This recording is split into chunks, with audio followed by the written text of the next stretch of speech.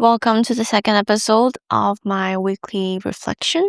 There is a lot to talk about because I have had so many thoughts this week and I want to share everything with y'all. Let me start with a quote from Zhuang Zi, which is this book that I'm reading. Zhuang Zi is a Chinese philosopher. He's one of the two dudes who founded Taoism, as one can say. The other guy is Lao Tzu. So Zhuang Zi is very, very famous in China.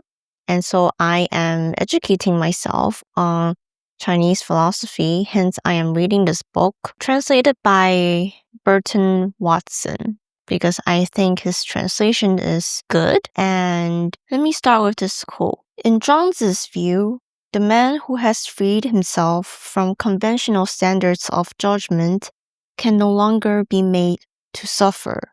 He does not, in any literal sense, withdraw and hide from the world. To do so would still show that he still passed judgment upon the world. He remains within society, but refrains from acting out of the motives that lead ordinary men to struggle for wealth, fame, success, or safety. He maintains a state that Zhuang Zi refers to as wu wei, or inaction, meaning by this term not a forced quietude, but a course of action that is not founded upon any purposeful motives of gain or striving. And I'm going to skip to the next part. To describe this mindless, purposeless mode of life, Zhuang Zi turns most often to the analogy of the artist or the craftsman, the skilled wood carver, the skilled butcher, the skilled swimmer does not ponder or ratiocinate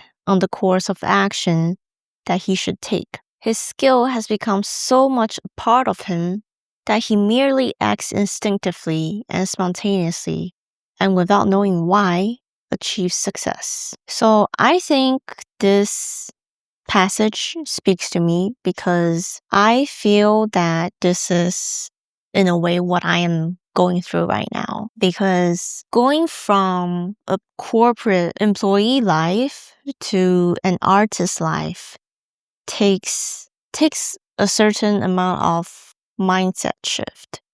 So you're shifting from being someone who is being told what to do to someone who is just doing whatever he or she wants. Because I think by definition, a corporate employee has to listen to the needs of the business, the needs of the company, the needs of his or her manager. But as an artist, you have to be more self-centered. You have to think about what you want to create. And this is also very different from being an entrepreneur who is not an artist, who is focused on, what does the market want? What does the customer want? What does the world need? Like, what problems need to be solved? What value am I bringing to the industry? So these are three very different mindsets. And the analogy that Zhuang Zi uses with artists, I find, is the state that I believe, currently in or am starting to embody, which is the state of creating art in a more instinctive way. Because at first, when I quit my corporate job, being a designer, my previous job, I had to think about what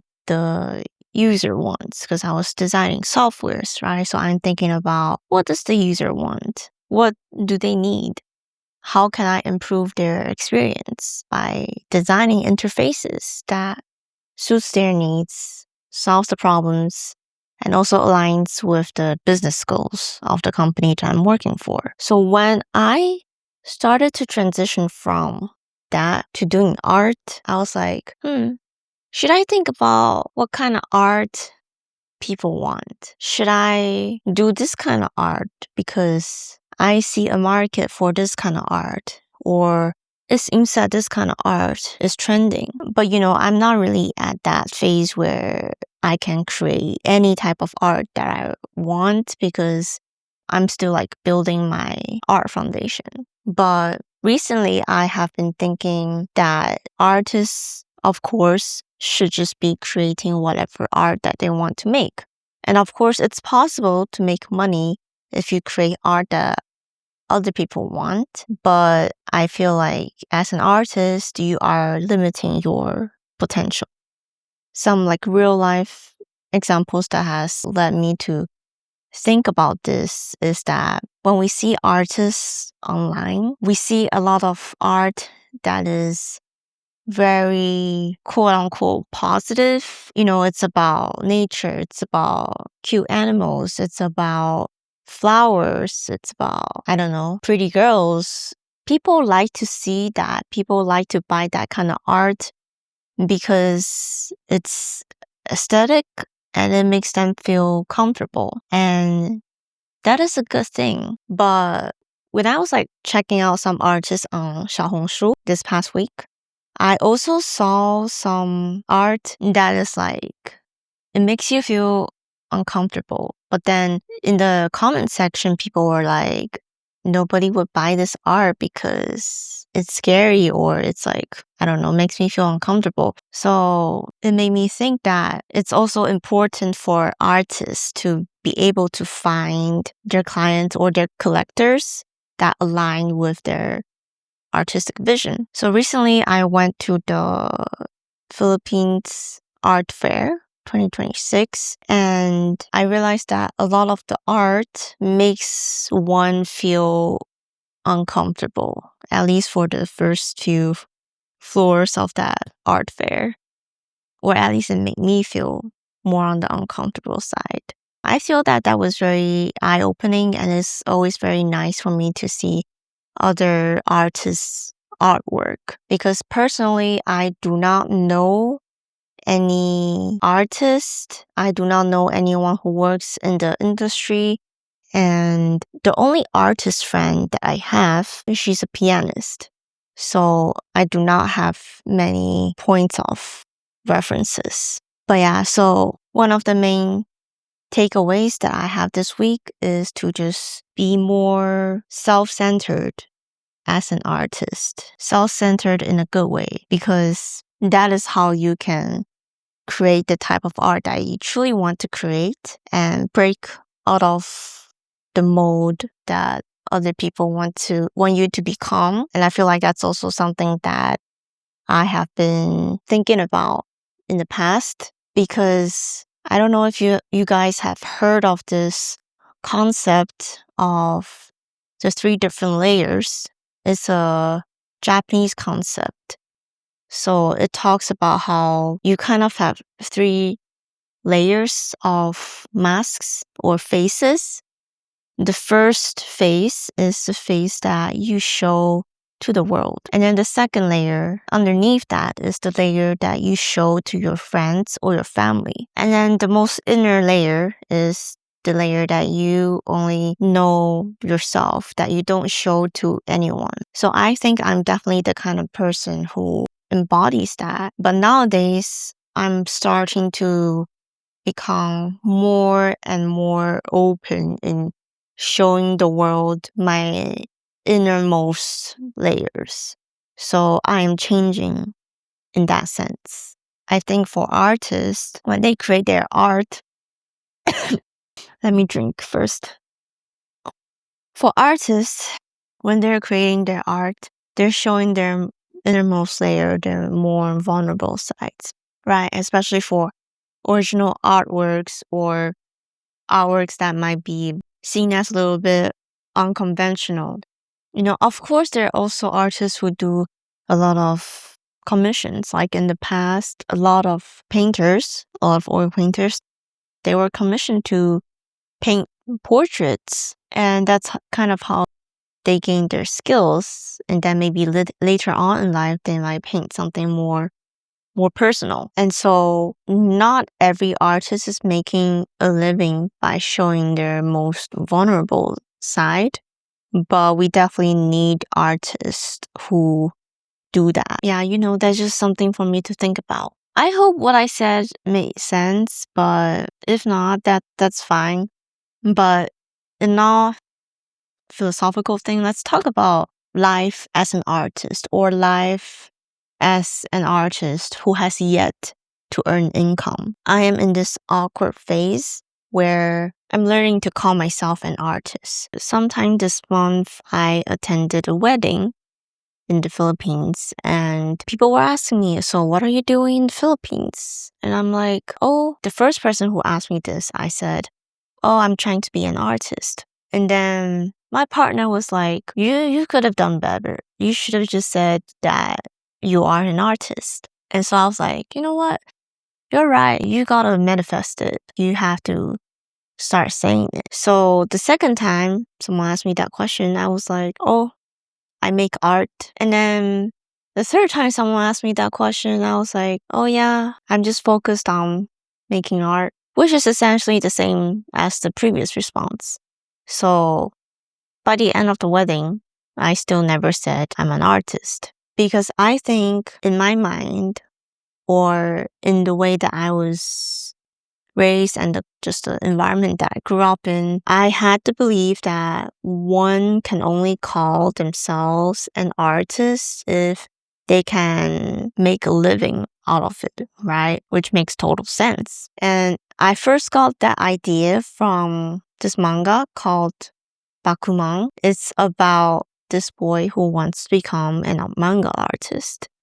And in that manga, the main character said that you can only call yourself a manga artist if you can make a living out of manga for your whole life. So he's very strict on himself. When I watched that, because it was also an anime, I was like, okay, yeah, that makes sense. And so I kind of like took it to heart and I was like, yeah, I can only call myself an artist if I'm earning a living out of it. But when I think about it right now, I'm like, that doesn't really make sense. And I'm starting to understand why people in the States, they just call themselves artists, even if they're not necessarily making money or making a lot of money from doing art. I feel like people in America are very encouraging and they just say, if you do art, you're an artist. That's the kind of impression that I have. Whereas in countries like China, people will criticize you if you call yourself an artist prematurely. Like the most that you can do is say you're a painter. But the term artist carries weight. So the term that I'm referring to for those of you who know Chinese is 艺术家. So if you want to be considered as an 艺术家, you should earn awards, win competitions, be recognized by some reputable organization. That is what it means to be an 艺术家 in China, an artist in China. So it is two cultures that are clashing in my brain. My conclusion was that, you know what? If I cannot call myself an artist right now, then Van Gogh cannot call himself an artist for his whole life, because Van Gogh is a classic example of a starving artist and he only got recognized after he died. But can people say that he was never an artist until he died? I don't think so. I'm like embracing the identity of an artist right now, and that is what I'm transforming into. At the same time, I'm also showing more of my inner layers to people. I feel that I am becoming more and more unfiltered after leaving the corporate life. Because you know how like some old people, they just act however they want and they talk however they want because they're like, I don't have long to live anymore. So they literally don't care about other people's judgment on them. I feel a little bit like that because back in corporate, I have to see other people's faces. I have to see what I'm doing and how people perceive me so I could get promoted or make sure my efforts are seen, but I'm not really playing those kind of games when I transition to the artist path. It's a very different game. It's important to all artists to break out of that self. If let's say if you're an artist who is not in corporate anymore, or you're doing corporate and art at the same time, it's going to be two very different selves of you that you are dealing with. So that's just something to be aware of. In summary, what I learned this week is to be the unfiltered version of myself and create art more instinctively and become daring to call myself an artist. That's the main takeaways for this week. Thank you for watching. Okay, I almost forgot, but I think in the description of my last video, I said that feel free to ask me questions. Someone in my previous video asked, what is the Philippines like? How do I like the Philippines? Well, first of all, I have to say I love it here so far. I can confidently say that right now I wouldn't want to be in any other place, and I am really, really committed to just being here because I do not want to move anymore. I think I have moved enough. I lived in many different countries and I'm just done with it. I hate that shit. People are very friendly and people mistake me as Filipino, so they speak Tagalog to me at times, which is fine because I do plan to learn Tagalog. I need to sign up for a class or something or find a tutor. That's on my to-do list. I actually went to a dance class yesterday. That was my second dance class in Manila. And it was super nice. The atmosphere was super nice. It reminded me of New York dance classes. Okay, that's the end of this week's video. And yeah, hope you guys enjoy.